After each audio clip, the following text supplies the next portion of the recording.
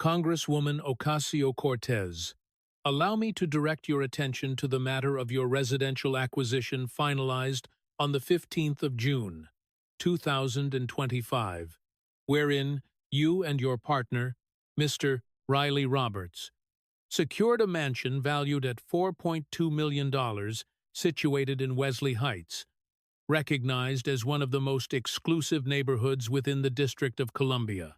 It has been documented that you settled this transaction entirely in cash, utilizing no mortgage financing whatsoever, simply a direct payment of $4.2 million. The voice of Deputy FBI Director Dan Bongino permeated the hearing room of the House Ethics Committee. He was not raising his voice, nor was he being theatrical, but rather he was stating facts with the composed demeanor of a seasoned law enforcement officer who is assured of his position, ensuring that every word landed with significant weight. He paused momentarily to allow the magnitude of that figure to resonate within the room, noting that your congressional salary is $174,000 per year, and that you have served in Congress for 6 years. Even if one were to assume you saved every single penny, an action which you did not take, you would possess just over $1 million, leading me to ask a straightforward question: from where did the remaining $3 million originate? Silence, complete and heavy, descended upon the room as Alexandria Ocasio-Cortez sat at the witness table, flanked by 3 expensive attorneys in tailored suits. The irony was palpable to everyone present, as the Democratic Socialist Congresswoman, who had constructed her entire public image on fighting wealthy elites, was now surrounded by legal counsel, who likely charged more per hour than most of her constituents earned in a single day. The date was November 3, 2025, during a closed-door session of the House Ethics Committee, located deep within the basement of the Capitol. While technically closed to the press and public, the proceedings were being recorded for the official record. The room was filled to capacity, with every committee member present and staff lining the walls, while stenographers captured every utterance, as everyone understood that a significant development was about to unfold. AOC was attired in a burgundy blazer over a black top, accessorized with gold hoop earrings and her signature bold red lipstick, maintaining the carefully cultivated aesthetic of the working-class congresswoman from the Bronx, a relatable and authentic image she had successfully transformed into a brand worth millions through magazine covers, fashion blog features, and viral social media moments. However, sitting across from Dan Bongino and his binders replete with financial records, she did not appear quite as confident. There was visible tension in her jaw. Her hands gripped the edge of the table, and her eyes repeatedly darted toward her lawyers, seeking guidance that was not forthcoming. She had initially believed this hearing was regarding the Met Gala dress controversy from the previous year, the tax-the-rich dress she had worn, which had triggered conservatives viewing it as old news that was easily defensible and already explained extensively on Twitter. She had no indication that she was about to be confronted with the results of a 14-month FBI financial investigation, demonstrating that she had become a multimillionaire by allegedly exploiting the working-class supporters she claimed to represent. Bongino sat calmly at the witness table, a former NYPD officer and former Secret Service agent who had protected presidents and now served as Deputy Director of the FBI. He appeared exactly as he was, someone who had spent decades tracking money trails and building cases. Beside him sat Special Agent Jennifer Martinez from the Financial Crimes Unit, her laptop open and prepared to retrieve any necessary document, while in front of Bongino were 2 thick binders bearing official FBI markings containing materials he had spent the morning reviewing meticulously. These binders contained bank records, wire transfer documentation, LLC formation papers, tax returns, real estate deeds, and photographs of mansions and designer gowns. 14 months of investigation distilled into evidence that could not be spun away. AOC attempted to answer his question about the mansion, her voice sounding defensive and almost rehearsed, as she claimed her finances were private and characterized the proceeding as harassment of a woman of color challenging the establishment. Bongino interrupted smoothly, asserting that her finances became a matter of public interest when she purchased a mansion she could not possibly afford on a government salary while claiming to represent working people, and he proceeded to show her the source of the funds. He extracted bank statements and slid copies across the table to each committee member with a practiced motion, the sound of paper sliding across polished wood being the only noise in the room, as he highlighted 3 wire transfers, all occurring within 1 week of her home purchase. He pointed to the highlighted transactions. June 8th, a transfer of $1.2 million from an LLC named Progressive Future Fund, registered in Delaware with no disclosed donors. June 10th, $1.5 million from Grassroots Action Network, another Delaware LLC with no disclosed donors. And June 12th, $1.5 million from the Democratic Advancement Coalition, also a Delaware LLC with no disclosed donors.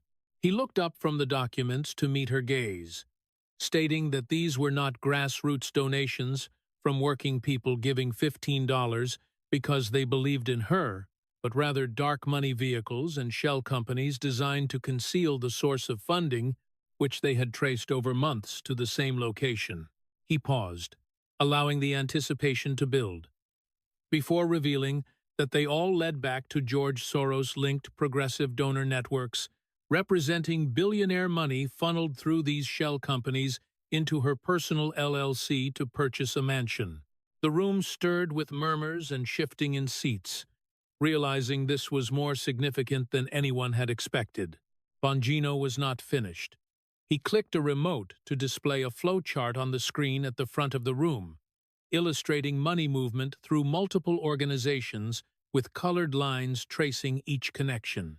He stood and moved toward the screen to explain the process, starting at the top with the Open Society Foundation's George Soros's main vehicle, from which money flowed to the Democracy Alliance, the coordination network, where billionaire progressive donors decided funding allocations. From the Democracy Alliance, the money split into the 3 Delaware LLCs he had mentioned, and from all 3 of those, within the same week in June, the money flowed to her personal LLC in amounts of $1.2 million, $1.5 million, and another $1.5 million, totaling exactly $4.2 million, the precise price of her mansion.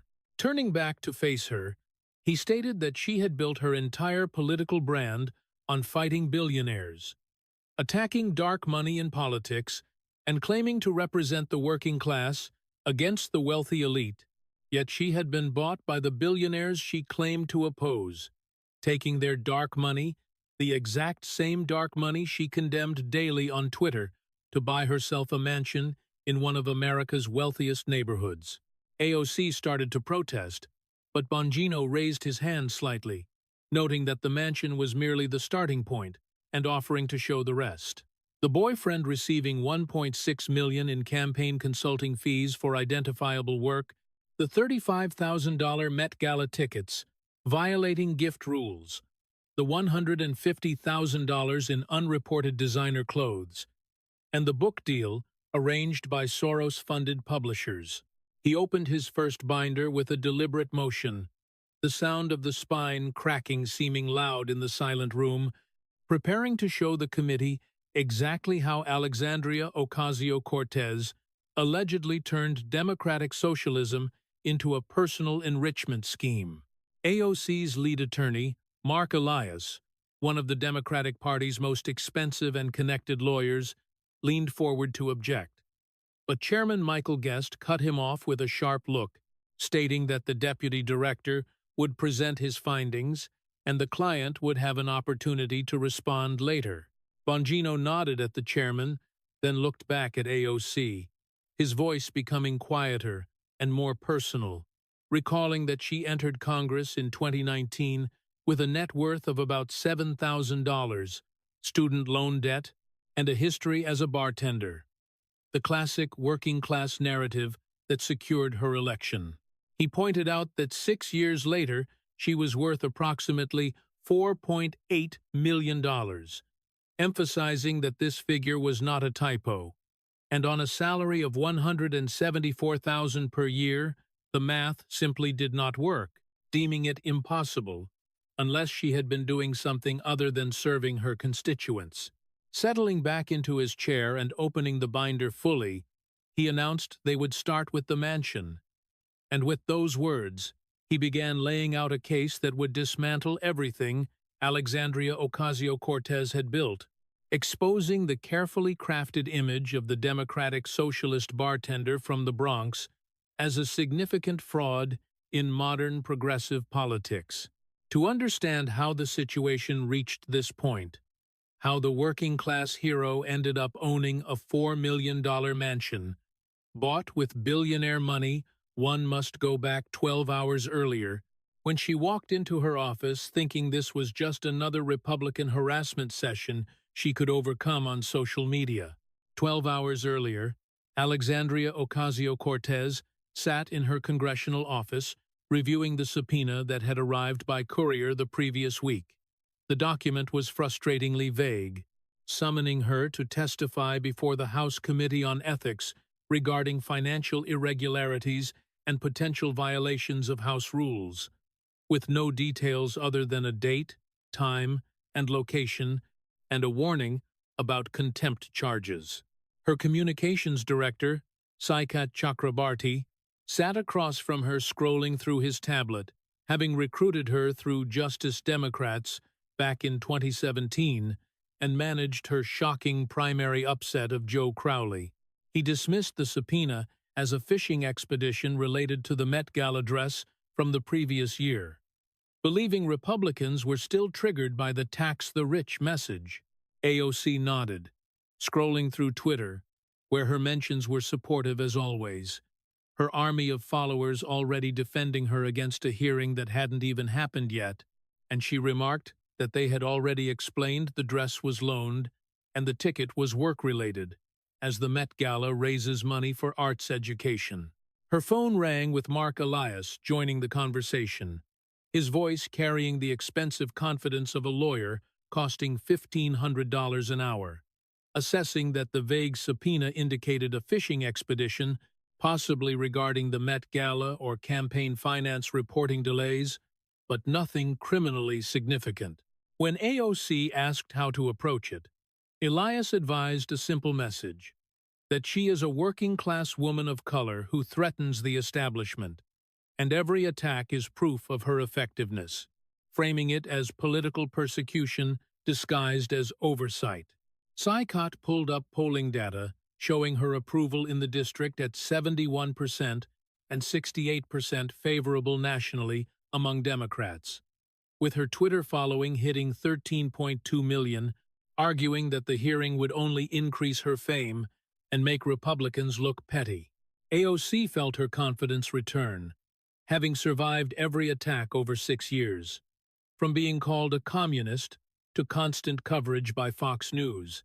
She had mastered the playbook of claiming victim status, rallying her online following, and turning controversy into a fundraising opportunity, typically raising $500,000 from small donors within 48 hours.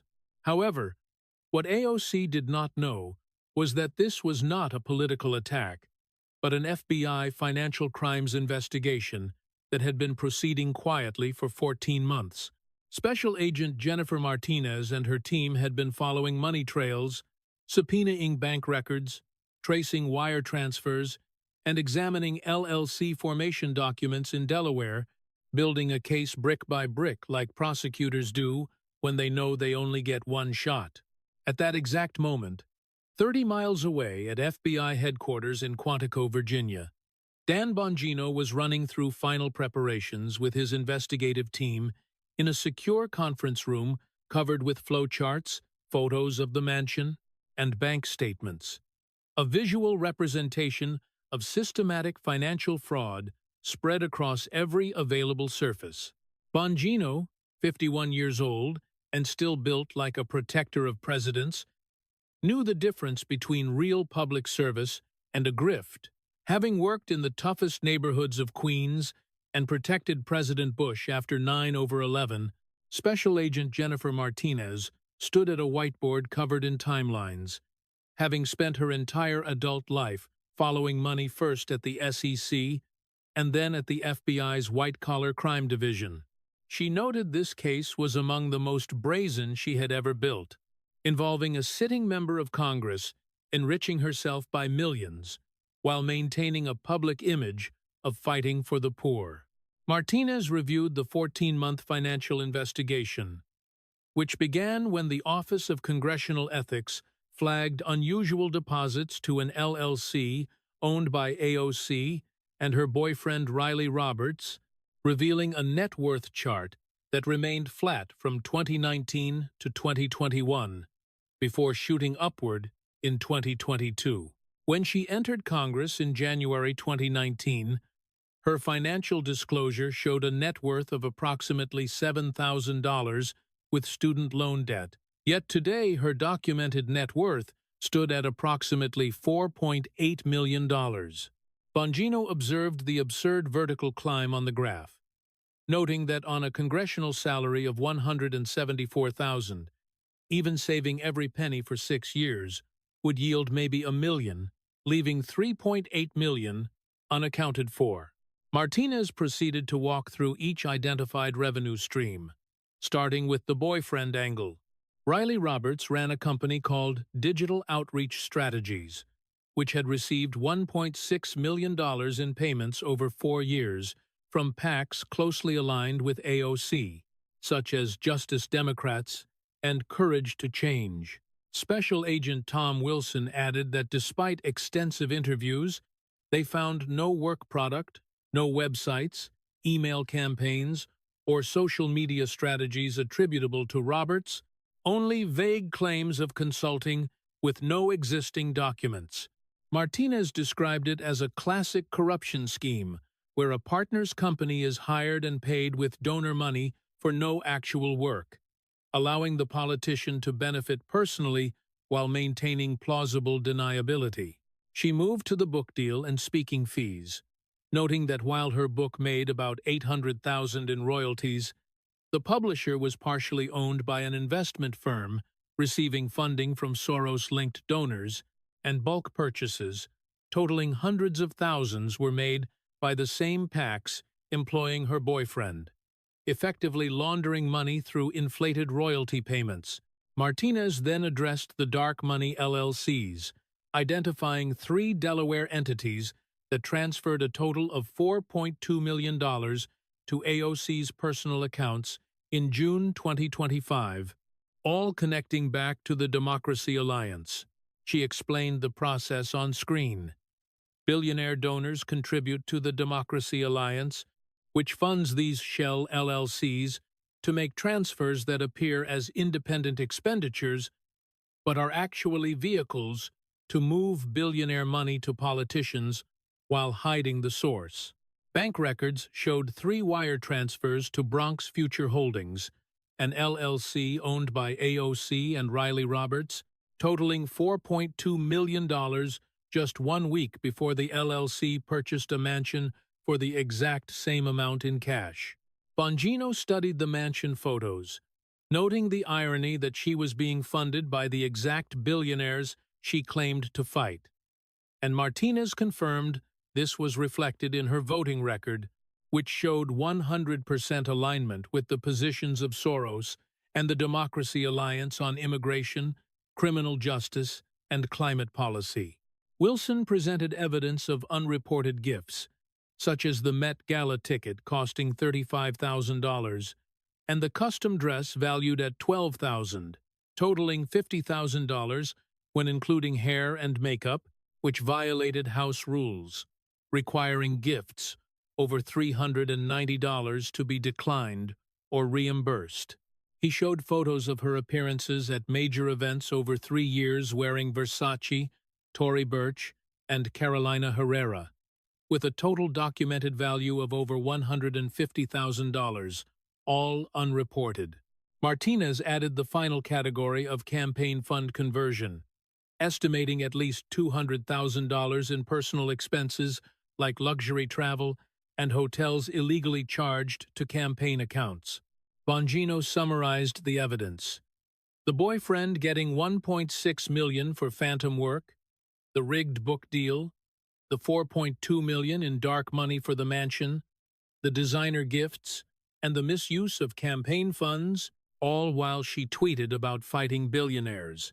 Wilson highlighted the hypocrisy by displaying her tweets condemning dark money alongside the evidence of her accepting it, such as a tweet saying, "No politician should take money from billionaires," next to a bank transfer from a Soros-funded LLC.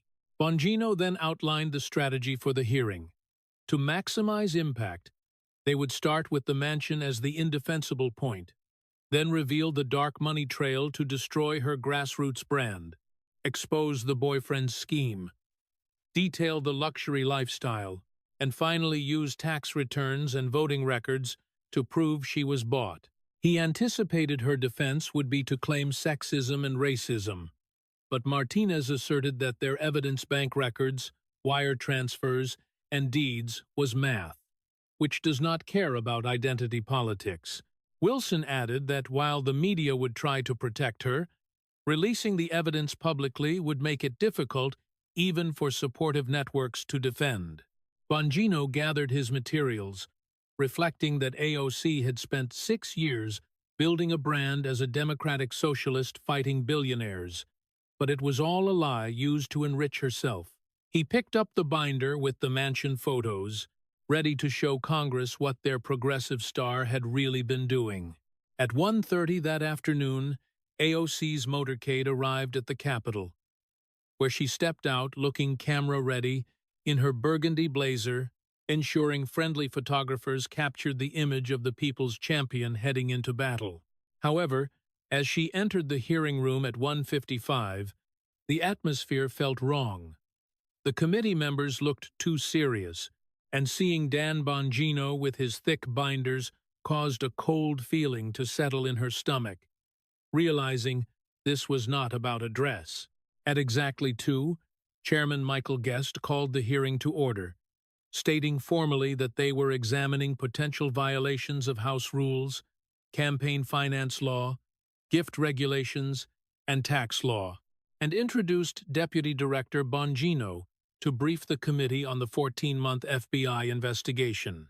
Bongino stood and addressed AOC with a steady gaze, stating that while she had built a career on the narrative of being a working-class woman fighting the establishment, he was there to show that it was a lie, that she had enriched herself, was funded by billionaires, and had violated multiple laws.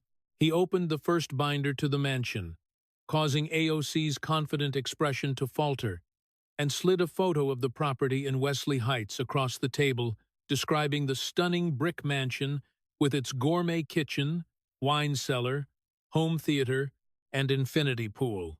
He emphasized that Wesley Heights is an exclusive neighborhood where the wealthy elite live, not the working class, and revealed the purchase documents showing the property was bought by Bronx Future Holdings for $4.2 million in cash.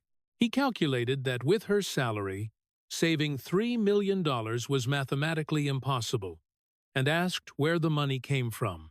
After a heavy silence, Bongino presented the bank statements showing the 3 wire transfers from the Delaware LLCs totaling the exact purchase price just days before the closing.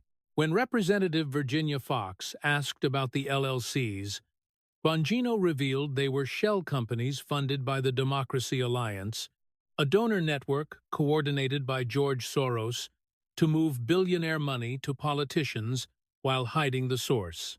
Representative Jamie Raskin asked if this meant AOC received $5 million from Soros-linked organizations, to which Bongino answered affirmatively, causing the room to erupt in murmurs while AOC sat frozen.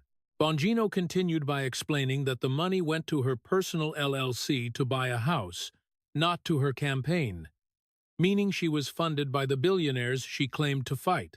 He then addressed Riley Roberts, exposing his company Digital Outreach Strategies as having no website, employees, or clients other than AOC-aligned PACs, yet receiving $1.6 million over 4 years.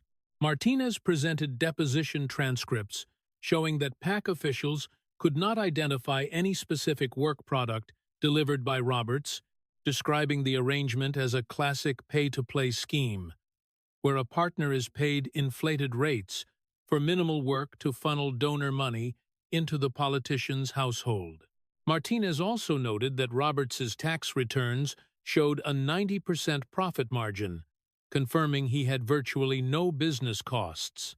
Bongino then illustrated the full scope of the funding ecosystem, showing how Soros, Steyer, and other billionaires funneled approximately $8.2 million to AOC through various channels, including independent expenditures, personal LLC transfers, phantom consulting, and bulk book purchases. He linked this funding to her voting record, showing 100% alignment with Soros's agenda on immigration, law enforcement, and energy policy, declaring her a paid spokesperson rather than an independent voice. When AOC protested that she voted for policies she believed in, Bongino challenged her on why she took the money, displaying her own tweets, condemning politicians who take money from billionaires alongside the evidence of her doing exactly that.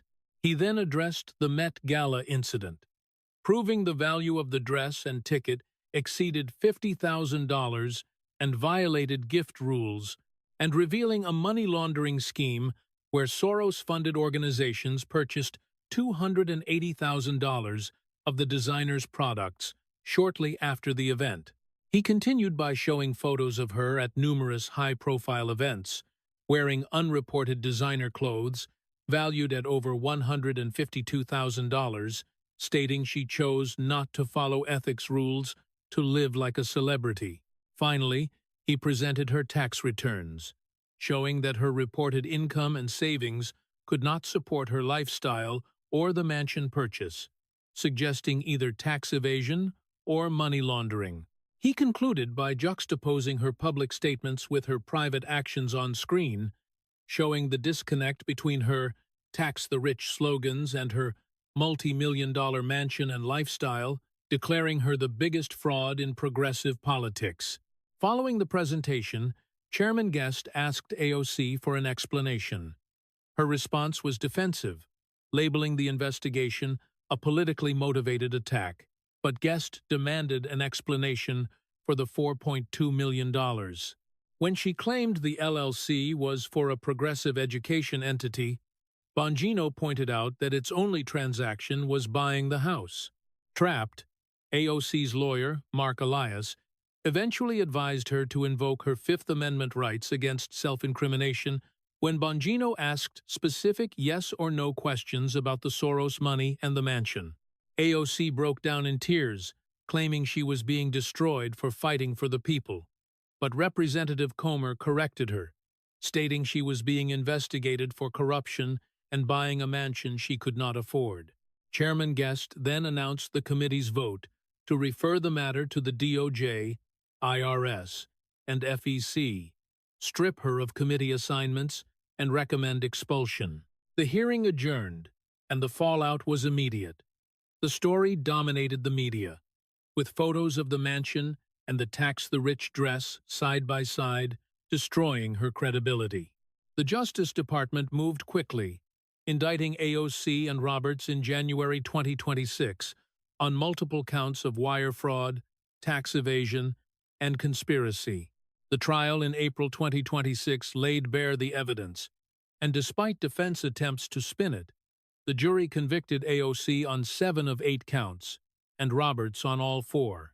In August 2026, Judge Amit Mehta sentenced AOC to 6 years in federal prison and ordered restitution, while Roberts received 3 years.